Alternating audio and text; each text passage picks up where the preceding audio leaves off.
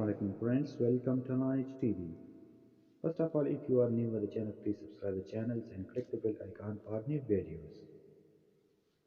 Today we will discuss a new topic, the constituent of a drama, especially of a tragedy. A most important critic Aristotle suggests some elements for the drama, that there must be a drama.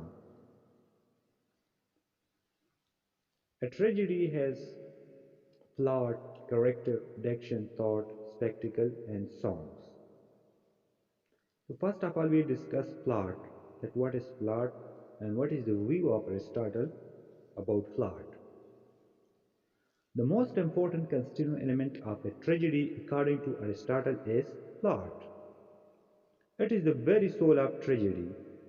By plot, Aristotle means the arrangement of incidents, and incident means action, and a tragedy is an imitation of action, both external and internal. It also imitates the mental process of the character of dramatized persona. Aristotle says the plot of a tragedy is like a living organism. It must be a complete whole with a certain magnitude or length. An ideal plot must have the unity of a living organism. Just in living organism, every part is essential to the life of the whole organism. So also in a tragedy there should be nothing surplus at all. Every incident must take actions a step further, and it should not be possible to remove any single incident without causing injury to the entire action. So, a plot consists of a logical and inevitable sequence of events. The actions it imitates is the plot. The action must be complete. It must have a proper beginning, middle, and end. The beginning is that from which further actions flows out and which is intelligible in itself, and which is not consequent or dependent on any previous situation. A satisfying end is that which follows inevitably from what has gone before, but which doesn't lead to further actions. It remarks the completion of the tragic actions. The middle is which follows inevitably upon what has gone before and also lead to inevitable conclusions at all points. According to Aristotle, emphasis that the tragic action must be in accordance with the laws of probability and necessity. The action in the plot of a tragedy must be a certain magnitude, means size or length. It must be long enough to permit an orderly systematic development of actions to a catastrophic or fall. Too short an action cannot be regarded as proper and beautiful, or its different part will not be clearly visible, as in the case of very small living creatures. Neither should it be too long, or in that case it will not be an Aristotle whole by the memory of the spectators. The action should be proportionate in the relation of different parts to each other and to the whole. It must be an organic whole. Further, Aristotle divides the plot of tragedy into two kinds: simple plot, complex plot.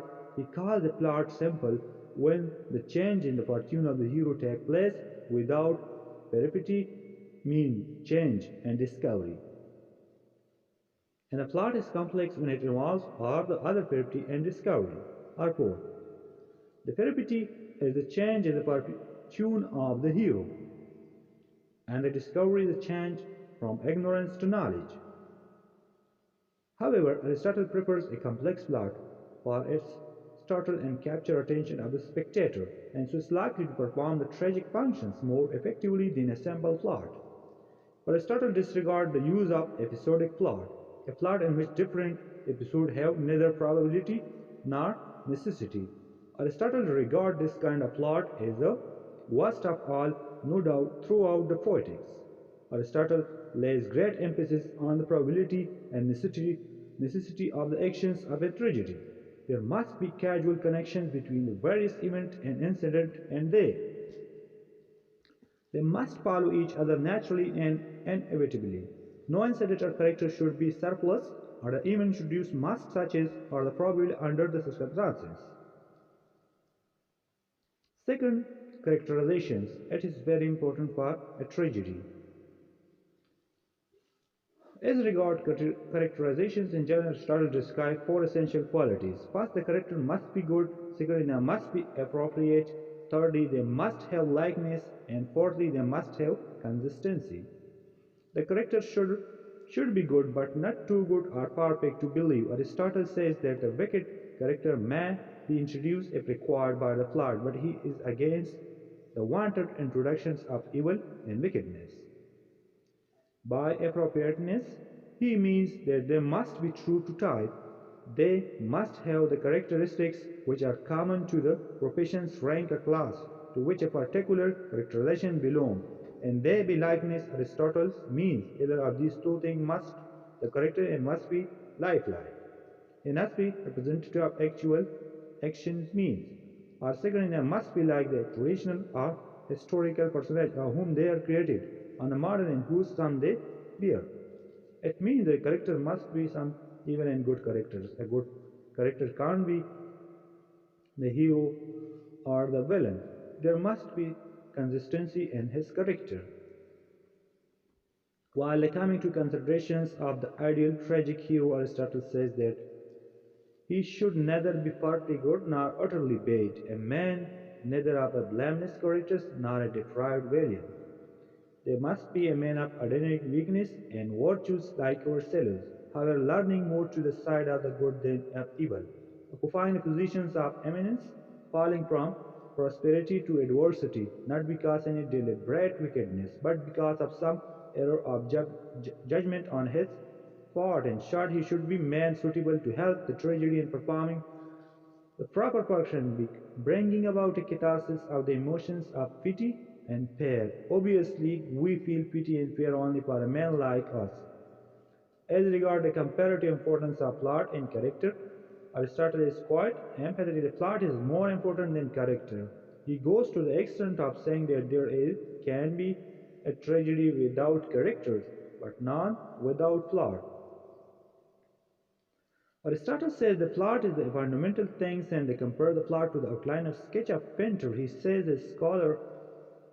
scholars, however beautiful they are, have no meaning and significance without outline, and so tragedy has no soul, no significance without the plot. It is plot which, like outline of the painter, gives meaning and significance to a character. Song. Our lyrical element is the third element of a tragedy. It also beautifies the drama scenes. There must be some lyrical element in the play which attract the audience as well as a spectator. Songs are lyrical elements is to be found in the choric parts of a tragedy, 5 words by chorus, or as an Oedipus Rex, is the embellishment which distinguishes the tragedy from the epic. It's one of the sources of the pleasure of a tragedy. Number 4, spectacles, or the scene effects have more to do with the stagecraft than with the writing of the poetry. Hence, Aristotle is of the view that dramatist must depend on his own power for his effect of stage, rather than on spectacle. He writes through the fear and pity can be produced by spectacular means yet in much better to produce them than the way of writing. The way Aristotle wants in these words that there can be no worse enemy of the art of the dramatist than the theatre manager, and reliance on the theatrical and sensational effect have spoiled many excellent plays. Number 5, thought. Thought is the intellectual element in the tragedy. It is expressed only through the speech of a character. This implies that only such speeches are significant in a tragedy as express the view and the feels of a character. This is itself bring out the importance of language and diction in tragedy. Number 6 is the use of proper language of diction, which gives the thought and feeling of the various dramatist persona, and it is through speech. that their character is first revealed. That is why the language of tragedy must be usual or expressive. Aristotle is the first writer to emphasize the expressive value or metaphorical language of the tragedy. As a general rule, the language tragedy must be clear and must not be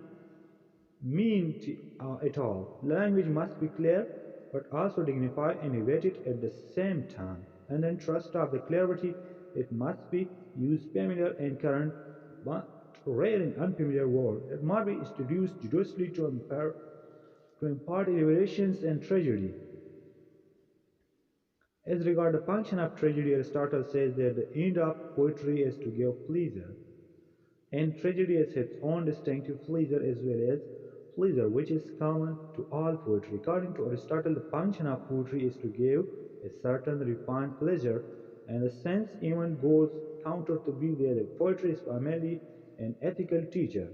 According to Aristotle, pleasure is primarily with the ethic, a secondary or that it might have ultimately. Aristotle points out that things to be scenes of relief through catharsis. So these are the elements of a play or tragedy which Aristotle suggested for a good tragedy.